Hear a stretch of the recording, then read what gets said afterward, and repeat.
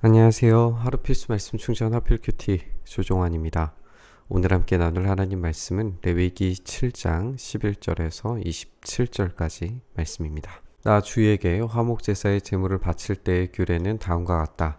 누구든지 감사의 뜻으로 화목제사를 드리려면 누룩을 넣지 않고 기름으로 반죽하여 만든 과자와 누룩을 넣지 않고 기름만 발라서 만든 과자와 고운 밀가루를 기름으로 반죽하여 만든 과자를 감사제사의 제물에다가 곁들여서 바쳐야 된다라고 이렇게 말씀하십니다. 이제 화목제사의 제물에 대한 세부적인 규율들에 대해서 나오게 되는 것인데, 우리가 여기에서 생각을 해볼 것은 이 화목제사를 드리는 목적이 이제 나누어지게 된다는 거예요.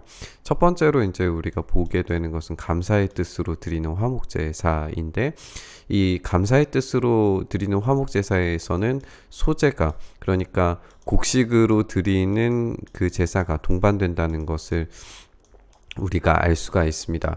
이렇게 곡식으로 드리는 제사를 통하여서 만든 과자들, 이런 것들도 함께 나누어지게 되고 함께 먹게 되는 것을 우리가 보게 되는 거예요.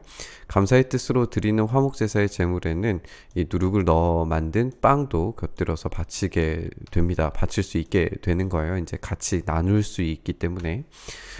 준비된 여러 가지의 과자와 빵 가운데서 각각 한 개씩을 주님께 높이 들어서 올려 바치게 됩니다. 그렇게 바치고 나면 그것들은 화목제사에서 피 뿌린 제사장의 몫이 되게 됩니다. 화목제사에서 감사제물로 바친 고기는 그것을 바친 그날로 먹어야 되고, 조금이라도 다음날 아침까지 남겨두어서는 안 됩니다. 특별한 것은 이제 감사제물로 바치고 난 다음에 것들은 당일에 모두 다 먹어야 되는 것입니다. 그러니까 마치 만나처럼 그 다음 날이 되면 이제 만나가 다 이제 썩게 되는 거잖아요. 그래서 먹지 못하게 되는 것인데, 이 감사제물로 드리는 화목제물도 아마 마찬가지의 방식으로 하나님께서 받으시겠다라고 이해한 것 같아요. 이제 하나님께서 공급하시는 것으로 먹고 마시게 되는 이스라엘 백성들이 지금 감사의 제물로 이렇게 요리되어진 그 빵들과 그리고 고기를 함께 제사를 드리고 난 다음에 남은 것은 이제 제사 드리는 사람들이 함께 먹고 마시게 되는데, 그것을 통하여서 하나님께서 공급하시는 은혜에 감사하는 것, 이제 이런 만나의 것들을 생각하게 되는 것 아닌가, 그렇게 생각이 됩니다. 그런데 그가 바치는 희생 제물이 서약한 것을 지키려고 바치는 제물이나 그저 바치고 싶어서 스스로 바치는 제물이면, 여기에 이제 다른 두 가지의 이유와 목적을 보게 되는 거죠. 이 감사 제물로 드리는 것이 있고, 그리고 서약한 것을 지키려고 드리는 것이 있고, 그리고 스스로 그냥 드리고 싶어서 자원해서 드리는 그런 제사가 있습니다. 그래서 이 감사의 제사는 그 당일에 바로 이제 먹고 해결을 해야 되는데, 서약의 제사나 아니면 자원의 제사는 약간 다른 규정을 가지고 있는 걸 우리가 보게 되는 거예요. 그는 그 제물을 자기가 바친 그날에 먹을 것이고, 먹고 남은 것이 있으면 그 다음 날까지도 먹어야 됩니다. 그런데 사흘째 되는 날까지도 그 희생 제물에 고기가 남아 있으면 그것은 불살라 없애야 됩니다.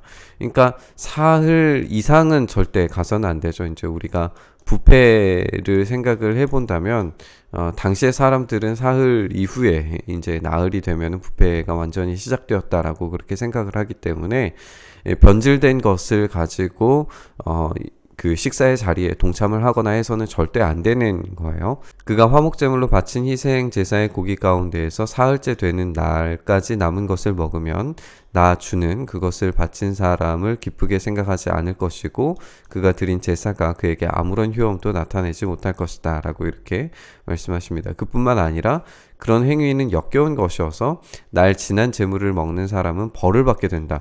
더 이제 심각한 것이죠.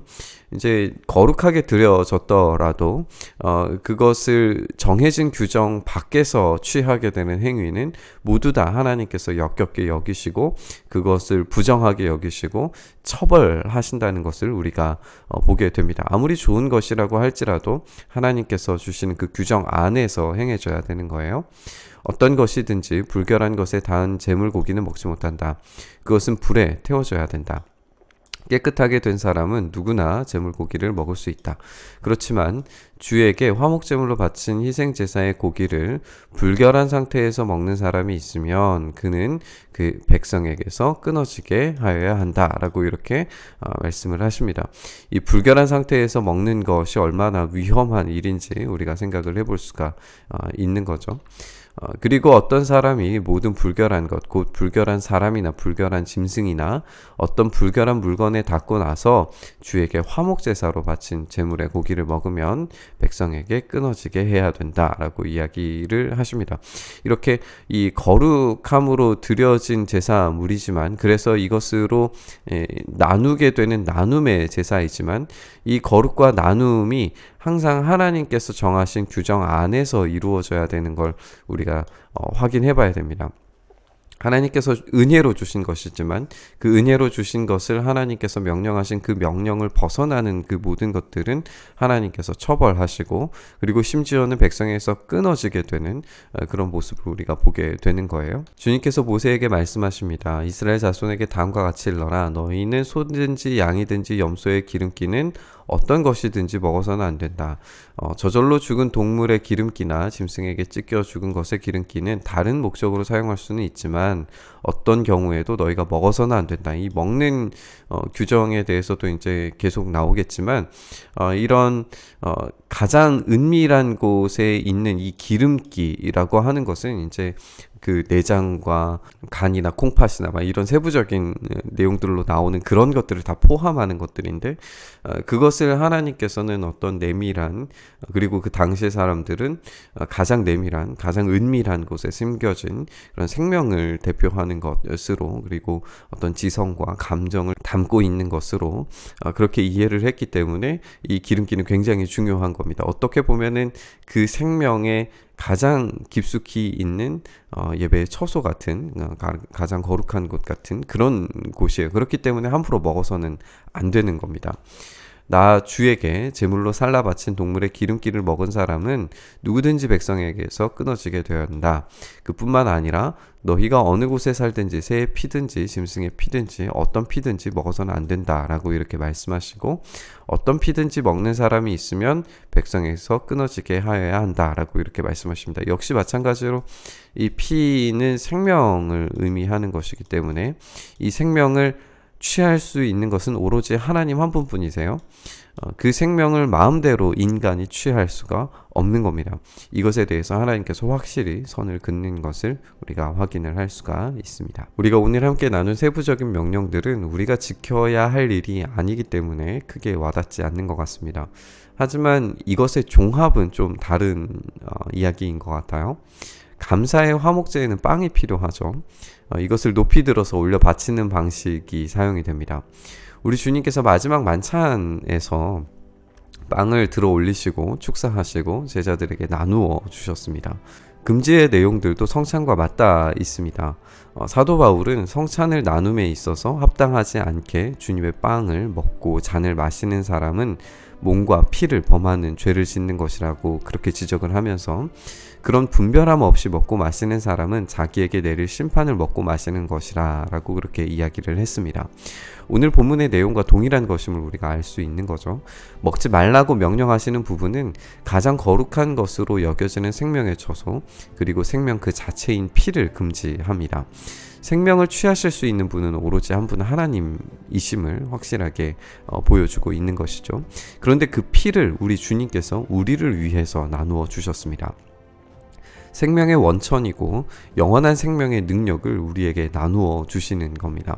어떤 피든지 피를 마시는 것은 하나님으로부터 떠나서 생명을 취하는 것이지만, 예수님은 하나님 그 자체이신 분이시기 때문에 그분께서 우리에게 생명을 주시는 것은 하나님께서 직접 생명을 수여하시는 것이십니다.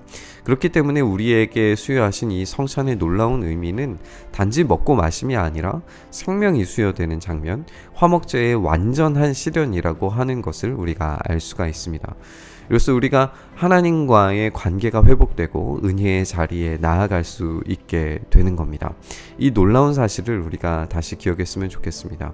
우리에게 생명을 수여하신 그 은혜를 묵상하고 우리에게 날마다 필요와 쓸 것을 공급하시면서 우리에게 날마다의 그 만나를 공급하시는 것처럼 우리 주님의 그 살과 피를 우리에게 공급해 주셨음을 우리가 기억하고 묵상하면서 그 놀라운 은혜가 이 화목제의 자리에서 이루어진 그 십자가 사랑이 우리에게 있다는 사실을 우리가 간절히 붙잡으면서 오늘 묵상의 자리에서 기도의 자리로 함께 나아갔으면 좋겠습니다. 주님, 그렇습니다. 우리에게 은혜 주셔서 그 생명을 우리에게 수여해 주심을 우리가 기억합니다. 우리는 생명을 취할 수 없는 존재이지만 하나님께서 직접 수여하신 그 생명으로 인하여 오늘을 살아갑니다. 그 놀라운 은혜에 오늘도 반응하길 원합니다. 오늘도 주님과 함께 그 화목제 그 자리에서 그 은혜가 베풀어지는, 생명이 베풀어지는 그 자리에 오늘도 있기를 간절히 원합니다. 오늘도 그 은혜 안에 살아가는 삶 살아갈 수 있도록 붙드시고 인도하시기를 간절히 소망하며 우리 주님 예수 그리스도의 이름으로 기도드리옵나이다. 아멘.